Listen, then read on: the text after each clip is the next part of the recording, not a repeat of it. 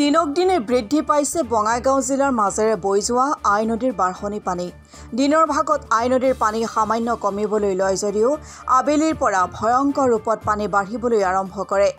আই নদীৰ বাঢ়নি পানীয়ে 20ৰ পৰা 25খন গাঁও ডুব যোৱাৰ পিছতো প্ৰশাসনে কোনো ধৰণৰ ব্যৱস্থা হাতত লোৱা নাই বুলি অভিযোগ কৰিছে। উল্লেখ্য যে আই নদীৰ বাঢ়নি পানীৰ বাবে কীৰ্তনপাৰা ডাঙাইগাঁও সংযোগী ৰাস্তাৰ চলাচল বন্ধ হৈ পৰিছে। সেয়ে কলগছৰ ভূৰেৰে বাইক পাৰাপাৰ কৰিবলগীয়া হৈছে। প্ৰতিটো ঘৰে ঘৰে পানী সোমোৱাৰ বাবে বহু পৰিয়ালে ৰান্ধিবলৈ পোৱা নাই। আনকি নিজৰ পশুধন পানীৰ মাজত আবদ্ধ হৈ আছে। সেয়ে চৰকাৰ তথা প্ৰশাসনক বিহিত ব্যৱস্থা লোৱাৰ দাবী জনাইছে বন্যাৰ্তই।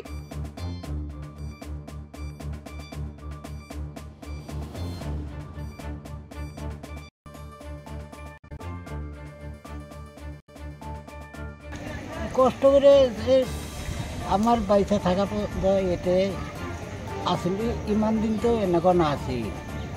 এই যে 2 বছৰ হয় এনেকুৱা হৈ আছে। চৰকাৰৰ পৰা কিবা সাহায্য কৰিছে নেকি আপোনালোকক? নাই। আপোনালোকৰ গাঁওখনৰ নাম কি? কোনো নেতা হওক চৰকাৰৰ বিষয়াক আপোনালোকক খবৰ লৈছেনে? খবৰ এৰ আগতে কৰছিল